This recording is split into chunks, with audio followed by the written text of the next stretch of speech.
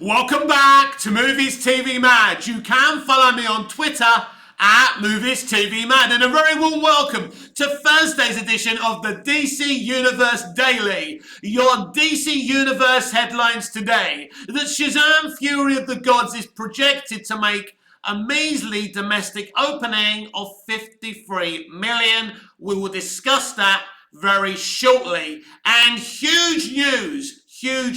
The Flash movie will screen for the very first time for an audience at CinemaCon. This is huge because guess what the last movie to screen for the very first time at CinemaCon was? That's correct, Top Gun Maverick.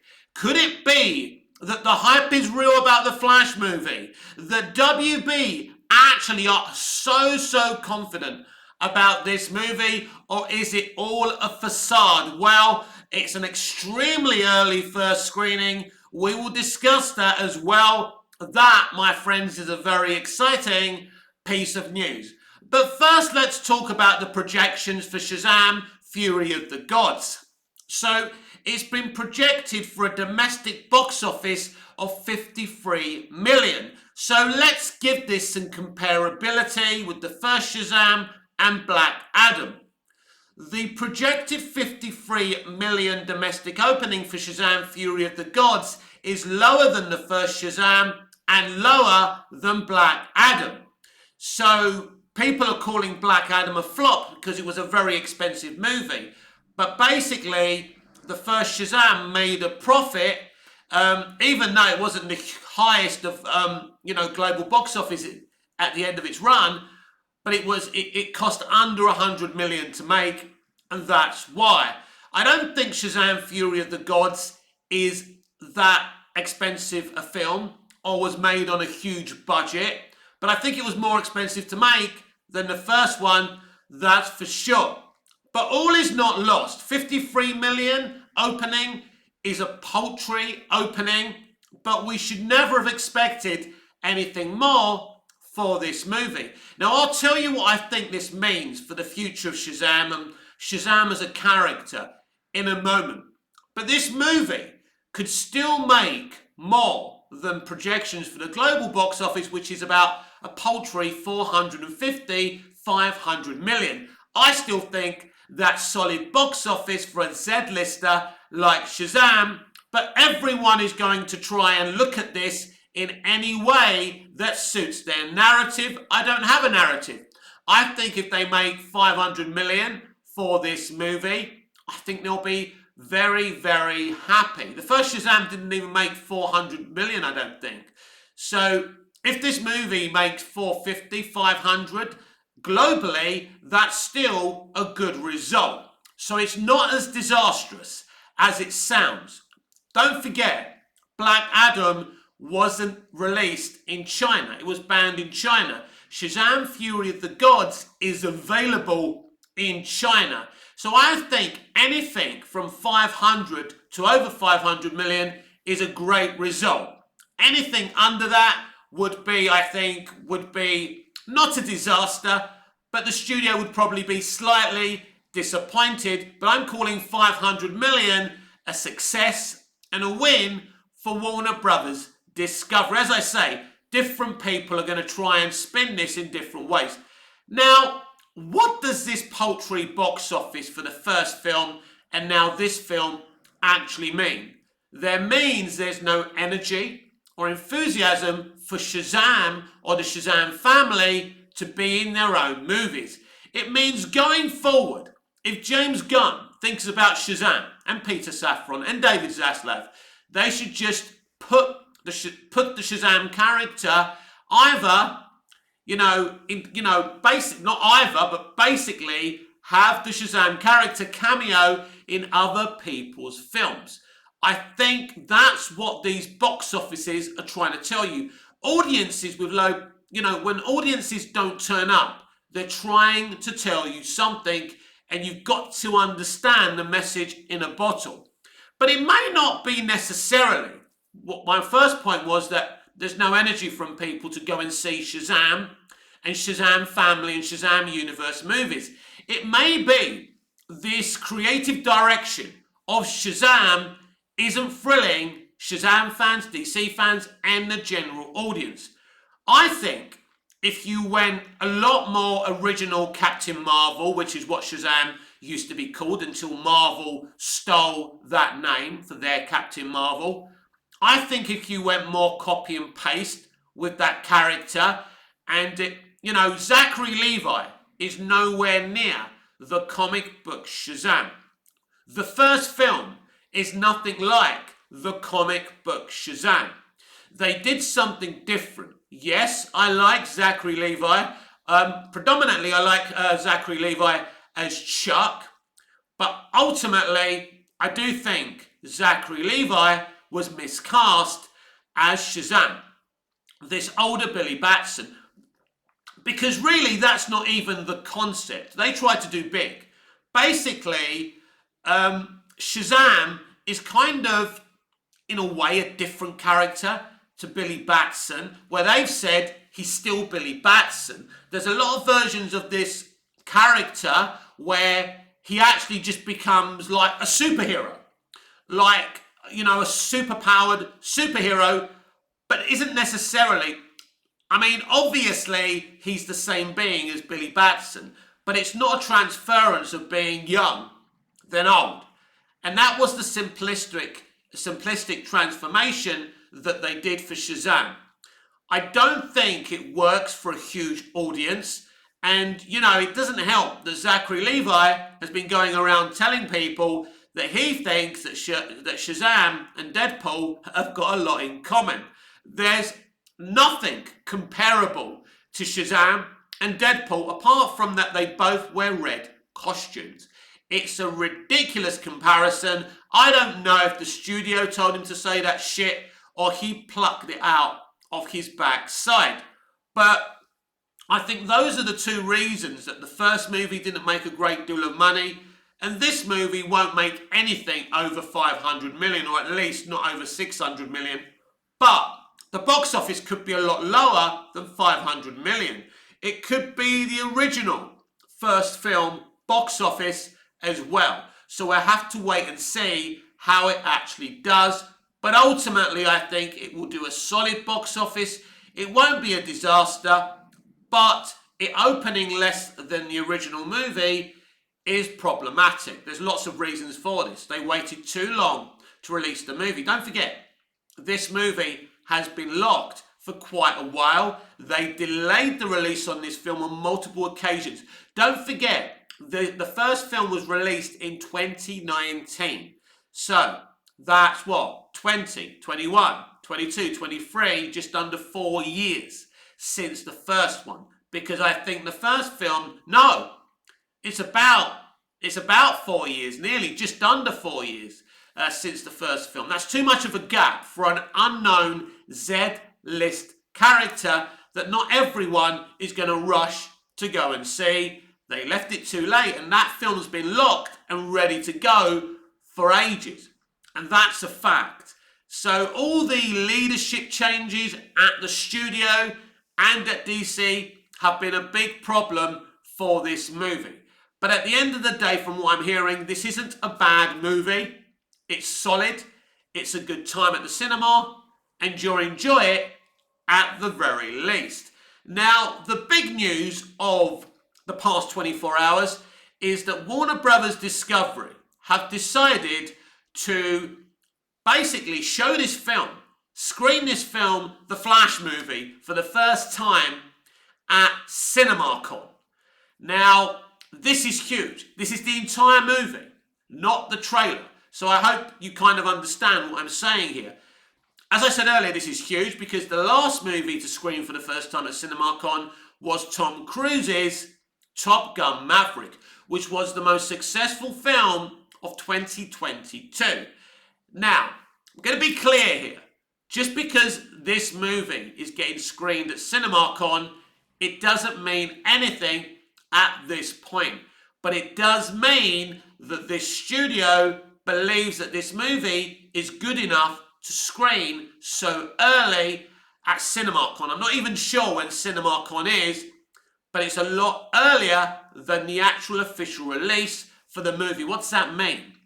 It means that people are going to be talking about this movie when they come out of cinemacon, right? Whoever's allowed. I don't know who's allowed to see it. I don't know who gets access, obviously Access Media and different TikTokers and social media influencers like Soups, Matt Ramos, aka people like that.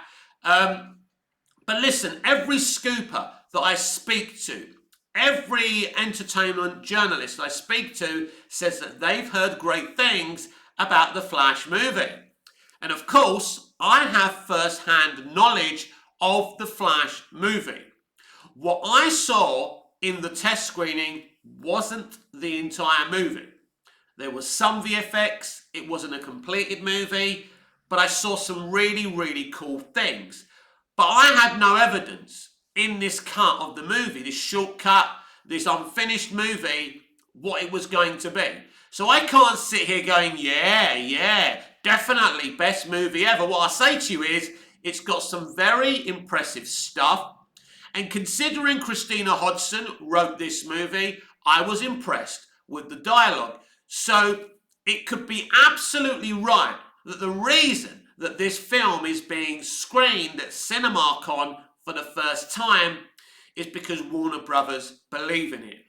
Or, here's my cynical side coming out, that Warner Brothers are so desperate for this film to be successful, they want to create this kind of idea, this artificial idea, that they're confident about the movie. But of course that would be a mistake, because if you show a movie this early and it's crap, everyone's going to come out. The whispers on the internet, you know what the internet are like, right? And spoilers and leaks, everyone's going to say it's crap. No one's going to go and see the movie. So I think what we can basically assume here is that Warner Brothers really like what Andy Muschietti has polished up for them in terms of the Flash movie. So that's very, very exciting for them. So it's clear, potentially, this film could make a hell of a lot of money. I think this is definitely going to be the comic book movie of the year.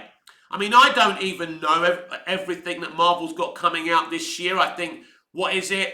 They've got the Marvels. They've already had Ant-Man 3, Ant-Man Quantumania.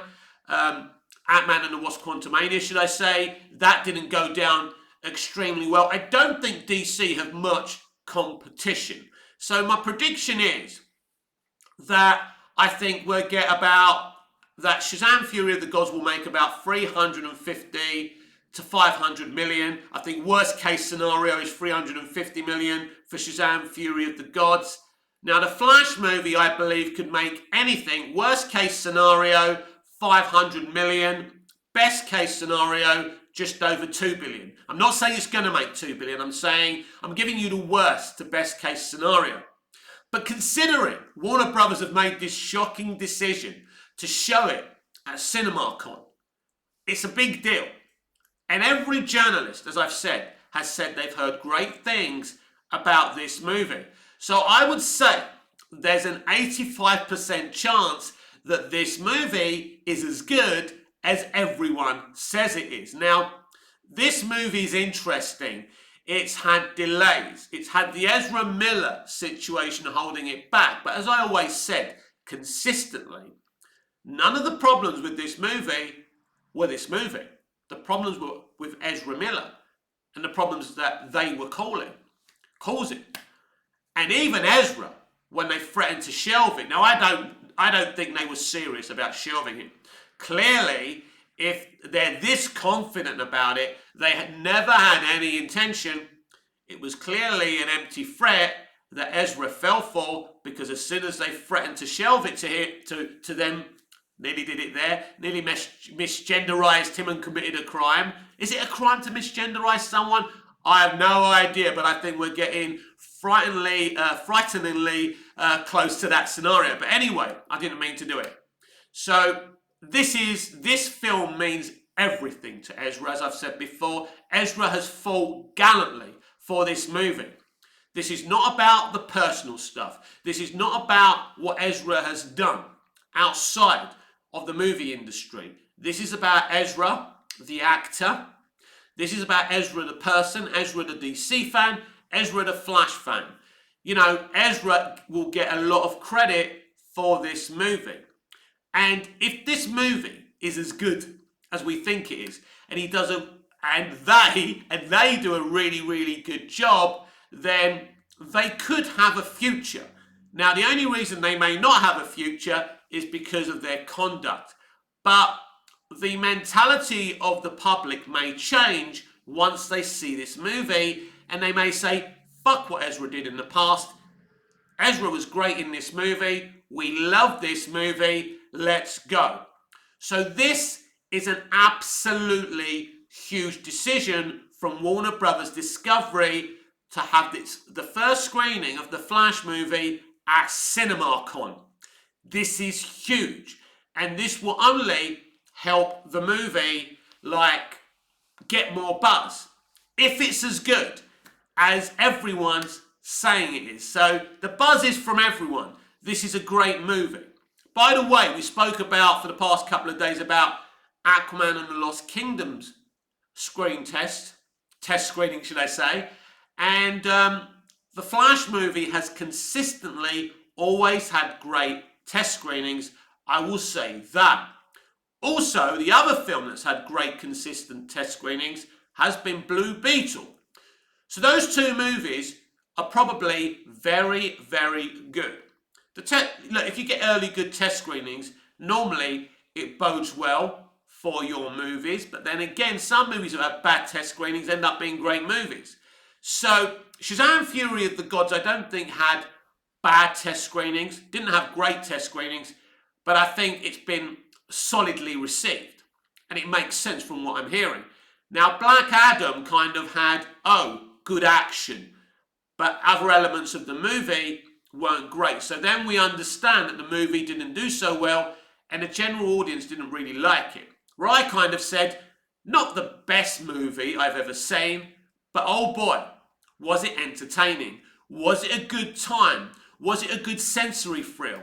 Yes, it absolutely was, but absolutely a forgettable movie. But while you're there, it's enjoyable. Now, in terms of Aquaman and the Lost Kingdom, as I said yesterday, it's not because it's a bad movie. People are calling it boring because there's dialogue. There's lots and lots of character development in the movie. It's a road movie. So you get a lot of talking between Orm and Arthur. So there's a lot, it's not as ferociously fast-paced as the first movie. So today's generation are going to call it boring. So don't lose total hope on Aquaman and the Lost Kingdom. And as lots of people are saying, trust James Wan. And I absolutely do, because the action that I have seen in the test screening for Aquaman and Lost Kingdom was pretty special. But yeah, I didn't see a cohesive movie where I can say it's going to be great or it's going to be bad. But there is a lot of dialogue. There's a lot of, this is a road movie. It's different. And to some test audiences, that may be boring. It doesn't make the movie bad, by the way. But they've had that feedback now. They will look at it. You may even get a response on social media from James Wan, the director of the movie. James is actually on Instagram, but he's not on Twitter. So if you don't follow him on Instagram, he's at Creepy Puppet. So follow him on there. Always very important to follow these directors because they've always kind of suddenly going to say something, and it's interesting. I think that James is very proud of this movie. I think Jason Momoa is proud of this movie, and let's watch the proper movie before we get our knickers in a twist, right? So I still think this is going to be a positive year for DC. I really, really do. But ultimately, the movies that have more of a future, the Flash movie opens up a new timeline, opens up the multiverse. It's important that movie is successful. At the moment, it's looking good for the Flash. And Blue Beetle has also had positive feedback from test screenings. So it's also very good news for that movie too.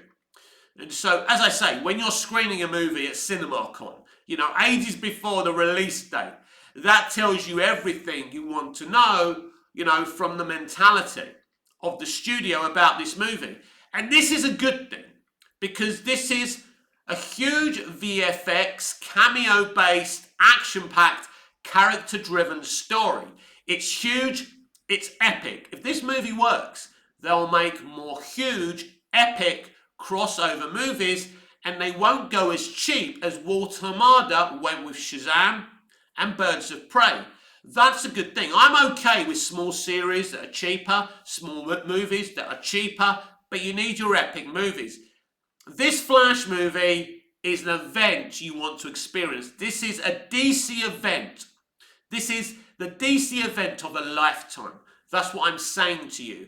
It's huge. There's proper excitement. You can see that it wasn't just DC fans that were going mad about this trailer. It was non-DC fans. It was Marvel fans. It was the general audience going, fuck me. It's General Zod. Fuck me. It's Michael Keaton's Batman. But by the end of the movie, you will say, fuck me. Ezra Miller was nearly in the entirety of this film. This certainly wasn't a Batman film. This was a film about the Flash. This was a film about Barry Allen. So, as I say, this is the kind of blockbuster movie event of the year, and I don't see many challenges from Marvel. I don't even know what they're releasing, as I said earlier. I know they did Ant-Man and the Wasp: Quantumania. I know we got Secret Invasion over on Disney Plus, and I think the only other one is the Marvels. I don't think they're releasing another one this year in movie theatres.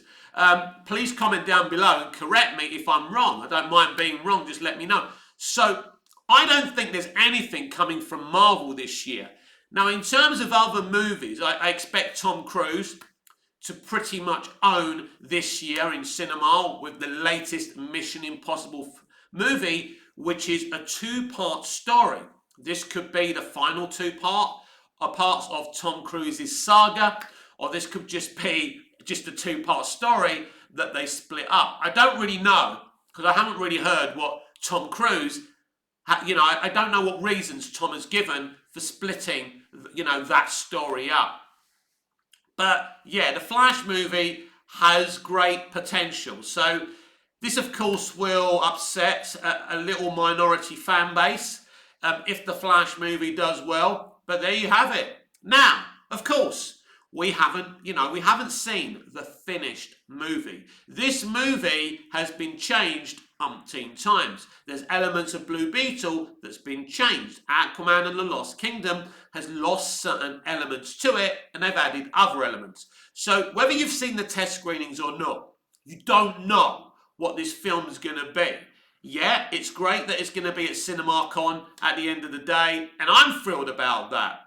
And I can't wait for the reactions. Now, obviously, they're not going to be allowed to talk about the movie, whoever gets access to watch it at CinemaCon, but there'll be positive or negative kind of reverberations, if you like, reactions to that movie. So I can't wait after it's screened, because people will be in my ear saying, Mick, this is the real deal, or Mick, this isn't the real deal. So the Flash movie is a very exciting event that they've had in their locker for quite a while. It's pretty handy for them to have this movie while James and Peter are developing DC Universe. So I think it being screened for its first screening at CinemaCon can only be a positive. Because, as I say, they would not be screening this if it was a piece of shit, because then you've got all those weeks before the release, right? It's not released till June, where people could be negative about it. So it's clear they know that they've asked so many different people what they think of this movie, and people are very happy with this movie. So the Flash movie is a big opportunity for Warner Brothers Discovery to make a shit load of money. I suspect they will make a shitload of money and get good critical reviews. Of course, I have been wrong before. Now, in other corners of the DC universe, Colin Farrell continues to tease Matt Reeves' Penguin series. So he said this is going to be a really, really dark take at the world, at the Batman Rogues Gallery, at this version of the Penguin, and I do feel that this is a really exciting series. And it's not one of those series, I wouldn't even call it a spin-off where you can afford to miss. It's not really a spin-off. I wouldn't call it a spin-off because it's literally like a sequel to the Batman movie as well. So I think it is very important and I can't wait to see it. I don't think we'll be seeing that movie till 2024, and I think we've got more than enough, DC content this year to be getting on with. So I think, yeah, there's that as well. So all in all, it's a very exciting time to be a DC fan. There are negatives, of course. There's the James Gunn revelations about being around making DC content for over 6 months. But at the end of the day, it's irrelevant. Gunn's there now, Safran's there now. It does leave a bad taste in the mouth, like we were told and we were lied to that Henry Cavill was coming back. It is bad, but it's gone. It's done. It doesn't really matter. We can enjoy this year's DC movies. We can see what they do for us with Superman Legacy. We can enjoy the Batman sequel. We can enjoy Joker Folie à Deux, the Joker sequel. So I think mostly it's very, very positive to be a DC fan right now. It's the past that's slightly negative. So, yeah, I say bring on these DC movies. Bring on June. I think the Flash movie is going to really, really captivate people. I'm not sure how long the Flash movie is going to be, which is really interesting because they haven't really released a runtime for it. I'm going to assume that this is quite a long movie. I think it's no shorter than 2.5 hours, but it could be closer to maybe 3 hours. That's my little guess. I don't see this being a 2-hour movie. I think when they're positive about a film, when they're confident about a film, it ain't going to be 2 hours. Not these days. Now, back in the day when I was growing up, most movies were 2 hours. Star Wars: A New Hope is 2 hours. Raiders of the Lost Ark is around 2 hours. Right, but nowadays, like normally when a film's 2 hours, it's because they cut the shit out of it. Especially a CBN. As soon as we knew that Black Adam was only around 2 hours, we knew they'd cut the shit out of it. And they definitely did. God knows what that movie was going to be originally. And we'll never know. So yeah, I do kind of feel that the Flash movie will be quite a long movie. But that's the one that Warner Brothers Discovery are banking on. It's the one they really, really, really want to see good feedback from. They want to make money from it. And this could be the biggest win for DC in many, many years. And while this film's been in development, nobody really saw this coming.